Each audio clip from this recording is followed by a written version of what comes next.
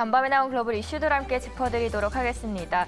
최근 미국은 들떠있는 분위기입니다. 우리나라 추석으로 생각하시면 될 텐데요. 그림부터 화면으로 함께 보도록 하겠습니다. 다우존스 마켓 데이터입니다. 추수감사절을 계기로 해서 이번에 뉴욕 증시 상승률 확률이 68%로 평소보다 높게 집계가 됐고요. 주간으로도 함께 보실까요? 주간으로 보면 전약 후강을 확인할 수 있었는데요. 월요일에는 마이너스, 수, 목, 금부터는 상승할 것이다라고 전망을 하고 있습니다. 실제로 지금까지도 그런 움직임을 보여주고 있죠. 연준 위원들도 이런 분위기 속에서 대부분 비둘기파적인 목소리가 나오고 있습니다. 연준의 의사록이 공개돼서 한번 PDF 파일로 함께 가져와 봤는데요. 내용은 이렇습니다. 일단 통화 긴축이 경제에 미치는 영향을 고려한다면 조만간 금리 인상폭을 축소해야 한다는 의견을 모았습니다. 그리고 인플레이션이 여전히 용납할 수 없을 정도로 높고 장기 목표인 2%까지도 갈 길이 멀다라고 지적합니다. 하지만 여기가 포인트인데요. 페드가 지금과 같은 고강도 긴축을 지속할 경우에는 금융 시스템 리스크가 커질 수 있다는 점을 우려하기 시작했습니다. 의사록은 느린 속도가 최대 고용과 물가 안정이라는 목표를 위해서 진행 상황을 더 잘 평가할 수 있을 것이다라고 했는데, 즉 금리를 올리는 폭이 작을수록 연속적인 금리 인상의 영향을 더 정확하게 평가할 수 있게 된다. 그러면 이르면 12월 FOMC부터 금리 인상폭이 0.5%포인트로 낮춰질 수 있다라는 것을 시사해 줬습니다. 다만 금리 인상폭은 완화하더라도 긴축이 끝날 것이다라는 명확한 메시지도 담겼습니다. 정리를 하자면 11월 FOMC 회의록 발표 후에 2023년 6월쯤 연방 기준금리는 5.03%가 될 것으로 투자자들이 예상 중이고요. 12월 FOMC에서 연준이 기준금리를 50bp 인상할 것으로 기대하는 투자자들이 무려 79% 늘어났다고 집계했습니다. 해당 발표 소식이 되자 3대 지수는 살짝 상승을 한 다음에 소폭 하락세로 전환을 하면서 다소 변동성을 보이는 모습을 확인할 수 있었습니다. 이런 비둘기적인 분위기 속에서 과열됐던 미국의 노동시장이 냉각될 것이다라는 전망도 함께 나왔습니다. 미국에서 실업수당 청구 건수가 3개월 내에 최고치를 찍었습니다. 투자자의 엘리자는 실업수당 청구 건수가 지속적으로 증가하면서 이제는 노동시장이 약화된 걸 입증하고 있다면서 특히 IT 업계에 불어닥친 감업 열풍에 실업수당 청구 건수도 계속 늘어날 것이다라고 보고를 했습니다. 연준이 과거 금융위기보다도 지금 괜찮다라고 말했던 것과 달리 연준 밖의 인물은 이렇게 이야기를 했습니다.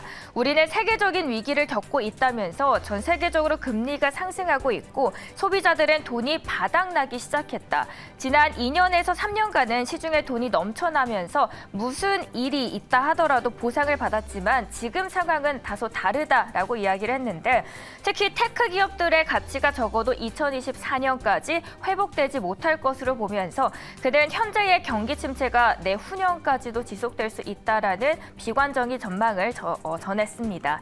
따라서 이제는 연준의 금리 인상 기조가 노동시장에도 여파에 미치기 시작했다는 진단이 나오고 있고요. 사실 올해 공격적인 금리 인상에도 불구하고 이상하게 노동시장은 견조한 모습을 계속 보여왔었죠. 그래서 앞으로 연말에 또 금리가 더 오를 수 있을 것이라는 우려를 불러일으켰었는데요. 최근 분위기는 다소 달라지고 있는 모습까지 확인할 수 있었습니다. 메타, 아마존, 빅테크 기업들이 연달아 대규모 구조 조정에 착수를 했죠. 그리고 이번에 컴퓨터 제조업체입니다. HP도 3년 동안 최대 6천여 명의 인력을 감축하겠다라는 소식이 전해지면서 해고 물결이 점점 확산되고 있습니다.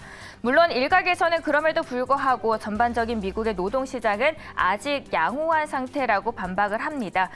이들의 주장을 들어보면 금리에 민감한 주택과 건설업을 제외하면 대체로 노동 수요가 공급을 초과한다는 입장입니다. 첫 번째 이슈로 이렇게 연준 의사록에 대해서 다뤄봤고요. 두 번째로는 많은 분들이 아실 것 같은데요. 테슬라 그리고 정부와의 화상 면담 이야기로 넘어가도록 하겠습니다. 윤석열 대통령과 일론 머스크가 화상 면담을 했죠. 머스크가 발리 출장을 취소하면서까지 이날 화상 면담을 진행을 했습니다. 머스크는 한국을 최우선 투자 후보지 중 하나로 고려하고 있다라고 말하면서 아시아 후보 국가들의 투자 여건을 종합적으로 검토해본 결과 내린 결정이다라고 이야기를 합니다. 테슬라는 이미 기가팩토리를 해외에 심어놨었죠. 아시아는 중국 상하이, 그리고 유럽은 독일 베를린입니다.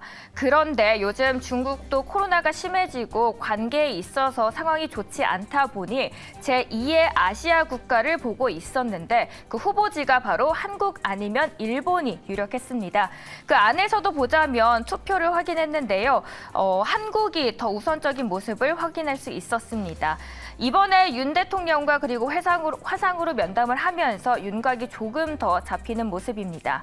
어제 시간 외에서도 센트럴모텍 그리고 우리산업홀딩스 등이 올라왔었는데 이런 시간 외 종목들까지 참고하시면서 우리 시장들 대응하시면 좋겠고요. 중국과 미국 간의 갈등 이 틈에서 잘만 포지션을 잘하면 또 기회를 잡을 수 있을 것 같다라는 생각도 들었습니다. 이슈가 계속 많았던 테슬라 오늘 장에서는 오름폭을 확대했습니다. 아무래도 시티그룹에서 최근 크게 하락한 테슬라를 매도해서 중립으로 상향했다는 소식 덕분이었는데요. 테슬라가 11월 들어서만 무려 25% 하락을 했습니다. 그런데 시티는 테슬라의 최근 하락이 균형 잡힌 단기 위험 보상을 제공하면서 투자 의견을 이같이 상향했고요. 오히려 전기차 시장에서 테슬라의 탁월한 위치와 개선된 실행을 강조했습니다. 전기차 이야기를 하다 보니 이런 외신도 함께 찾아볼 수 있었습니다. 현대차가 올해 미국에서 최고의 한 해를 보내고 있다라는 CNBC의 보도였는데 현대, 기아, 제네시스 등 현대차 산하 브랜드의 올해 미국 신차 점유율이 11%에 육박했습니다. 이날 분석 기사를 자세히 들어가 보면 처음에는 현대차가 값싼 자동차이자 신기한 볼거리로 통했었는데 세월이 지나면서 가성비 좋은 차에서 매우 경쟁력이 있는 차로 탈바꿈했다라고 콕 집어 이야기를 했습니다. 다만 변수는 IRA라는 점도 참고하시면 좋겠습니다. 이렇게 오늘 두 가지 이슈에 대해서 다뤄봤고요. 장 마감 상황도 함께해 주시죠.